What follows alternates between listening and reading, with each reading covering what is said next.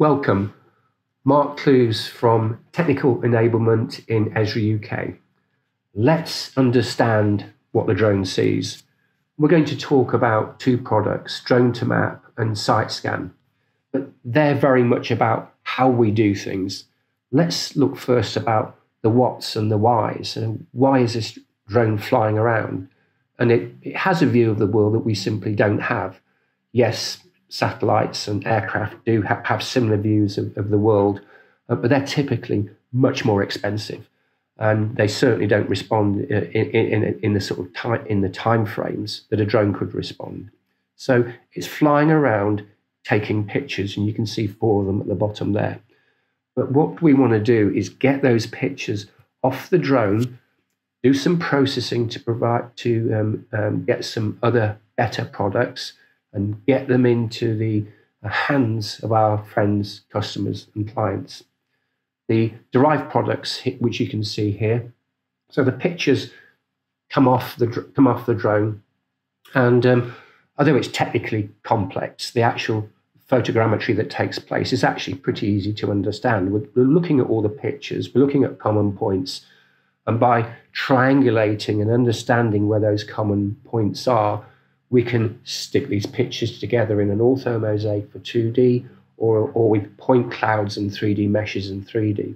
So we're getting the pictures, sticking together so they accurately fit on top of the other maps and imagery and business data that we want. So we have other things like elevation models. If we've got a thermal camera, we can do something very similar in those wave bands, so we can spot energy leakage from a building and save some money. But these are the sort of products that we're processing and deriving as we get the data from the drone.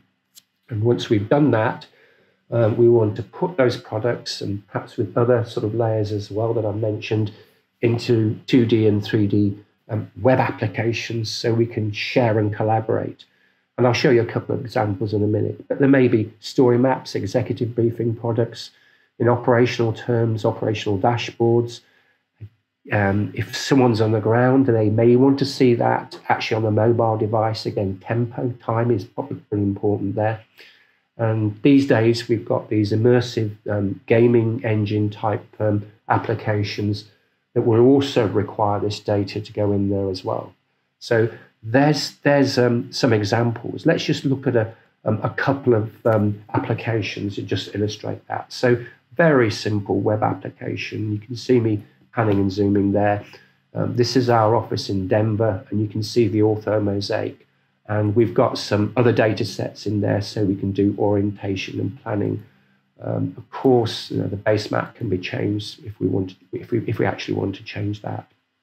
That's a 2D example. Here's the same building in 3D. So the last one was an ortho mosaic. This is a 3D scene. And yes, we can measure in 3D and obtain various different views in it. But the point is, we've got it into a very, very simple web application so we can share it out with other people. Let's go back to the slides and look at how we're going to do it. So how do we process that data and get it shared out? I'm going to show you 2 applications. The first one is Drone2Map. We'll look at something called SiteScan shortly. So Drone2Map. So Drone2Map is here. It's a desktop application, so it's installed on your laptop or your workstation, and the data is lifted from the drone onto this laptop or workstation and processed to derive these products using that photogrammetric techniques that I talked briefly about. So here's a 2D view, so all the pictures have been stuck together. If you want to actually see the actual image that it's made up on, or images, we can do that and pan and zoom. And the 3D view is here. So we put the pictures on here, we press the start button, and depending on how many images we've got and the resolution, it's going to finish and produce these sort of results. And it's here on my laptop or workstation. And to collaborate or share, that button there, and on the top left, I've got the ability to press those buttons and push those products into the portal so we can produce those applications that I just showed you. So that's Drone2Map. Let's go on a bit further and look at site scan. Site scan is probably simpler to use, but far more sophisticated in terms of workflow. So the workflow has 3 stages: the plan and capture. So with Drone2Map, I said glibly, drone flies away and bring pictures back. So site scan has a flight application that runs on an iPad that actually plans the mission or the flight for you, so that we can capture the best possible data as quickly as possible. So we don't have to go back and fly it again because we've realized we've missed something. I'll show you that shortly. And then the processing, managing and analyzing piece. So that's the bit that I just described to you in Drone2Map. So Drone2Map does it and SiteScan does it. The difference being Drone2Map is on your workstation or laptop, it's processed there. The processing in SiteScan is done in the cloud, where we get all the advantage of the processing power and the storage. So it's scalable up and down there. So that's the advantage there. And then dissemination, collaboration. I showed you in Drone2Map, we press the share button. SiteScan will do something very, very similar. So we can get it into the portals and get the information project shared out as quickly as possible. So that's the full SiteScan workflow. And there may be other applications we're sharing out to Autodesk is a really good example in the AEC, the architectural engineering construction space. But let's go back to the first stage, this plan and capture piece, and this is what the flight app actually looks like. And in terms of capturing it, there are different types of missions that we might want to fly. So if we're capturing a tower block or a wind turbine or some sort of communication tower, we want to fly a 3D vertical mission. There's a profile for that. If we're flying along a route of a planned railway line or road or canal or river, we might want a corridor scan. Inspection if you just want pictures, or if we're covering a large area, there may be a different flight profile. And there are examples there. Let's go through and just look at the 3D example. So this is a plan for a 3D flight. It's the Ratcliffe camera in the centre of Oxford. So we're going to capture it.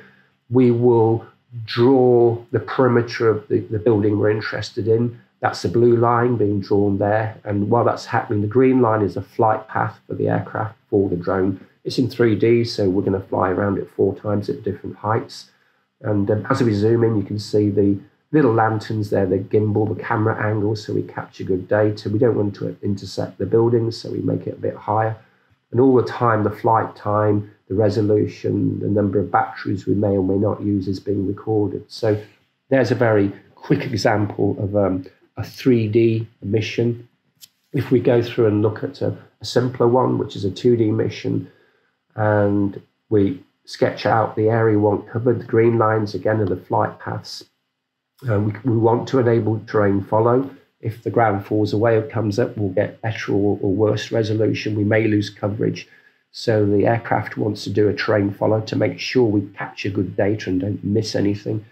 It's pretty important that we do that. And again, the flight time's there. We want to save it away. We're going to reuse it in AEC. We probably would reuse it to maintain sort of a temporal awareness against this. Save it away. And if we want to upload data to take with us, we'll do that. Here's the actual plan, and we can see the takeoff point, the landing point. We're going to fly now, so check the documentation, check the weather, the battery checks, all those things we need to do. Sign up, and this is not me, this is someone else. And then review the safety and do the pre-flight checks and acknowledge that we're happy to go. The plan is uploaded onto the aircraft. This will take longer than this. The camera check would take a couple of minutes. And then the aircraft, the platform takes off and executes the mission autonomously. So we'll just stop there and imagine that that's happened. So it's come back, perhaps to change the batteries. It will come back at the end. And we've got a couple of choices. We can automatically upload the data if we've got communications into the cloud and start the processing immediately. So as soon as we've got the mission done, we can upload the data and process it in the cloud. We'll get an email reminding us when it's being done. If we don't want to do that, we can maybe because we don't have comms, so we would get into communications where we can upload the data. Or it may be we just want to take the SIM card out and process it in the same way we would do with Drone2Map. But that's the steps we would take. And when we finished, we would see something like this in the Site Scan Manager. So rather than show you some slides, we'll actually go and actually look at that. So when the missions is finished, and we'll get an email to remind us that the processing is being done. Remember, it's being done in the cloud here with Site Scan. This is the situation we're going to get into. So there's the ortho mosaic, and we could sort of turn the photos on and click on them, just like we did do in Drone2Map. There's actually a better way of doing this, but we'll look at that in a minute. The ortho mosaic is there, and you can see it. We've got the other products, the contours and the elevation model, which we may want to look at. We can alter the sort of color ranges in that. So we have got those sort of views immediately available. If we are flying multiple missions, so we've flown this twice, and remember I said to you we might want to do that, so we can do a time slider, so we can check the differences there. And if we go into the 3D views, so this is the point cloud.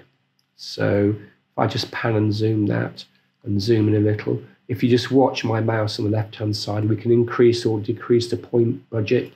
The first time I saw this, I was very impressed. Only a few years ago, the browser would undoubtedly have fallen over and collapsed on this, but it's pretty interesting.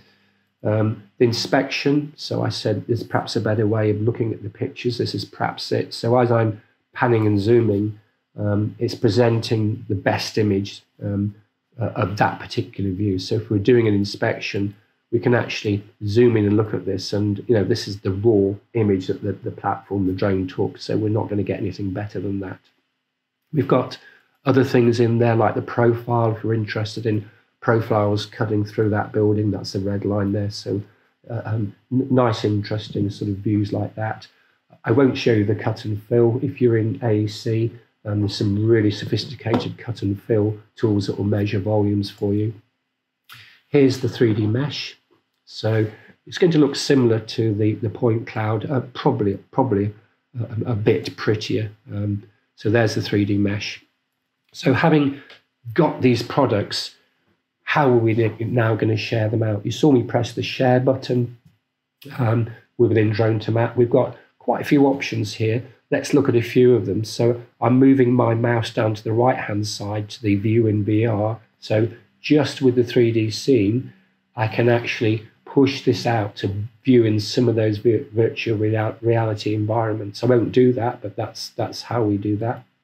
If I want to share this, I've also got the option of copying the URL of this manager application and copying it straight out. So if I wanted to share this out immediately with my engineers, I'd share the URL, and they will be able to use this manager. It's actually a free viewer. They can't change any of the things, but they can pan and zoom and do the things that I've just showed you immediately.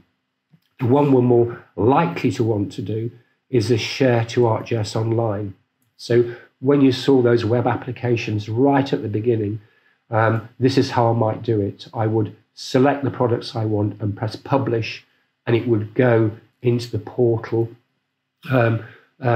as a product, so we can actually wrap an application around it and get it disseminated. If we want to actually export the raw data itself, and some people may want to do this, so any of those derived 2D, 3D products can be exported there. These days that's probably less likely, but you can see that. So let's go back to the slides and actually just summarize this. So what we're trying to do is get the pictures and images off the drone as quickly as possible, process through this and into the hands of our customers and clients in easy to use applications. And that is what this site scan manager is doing. But just to sort of give you the sort of picture of the architecture, to summarize it. So there's a view of the architecture with the layers that we're pushing in there and other layers that we're using. We've got field applications, web applications, ops dashboards. The orientated imagery is something we'll leave for another day and another briefing. And perhaps into ArcGIS Pro, the high-end desktop, or some of the AutoCAD, the AEC type products. But site scan and indeed Drone2Map are the applications that we're going to use to allow that to happen. Clearly, site scan has a very, very sophisticated workflow. Thank you very much for your time. I hope that was interesting. There's my email address there. And I'll talk to you and see you later. Bye.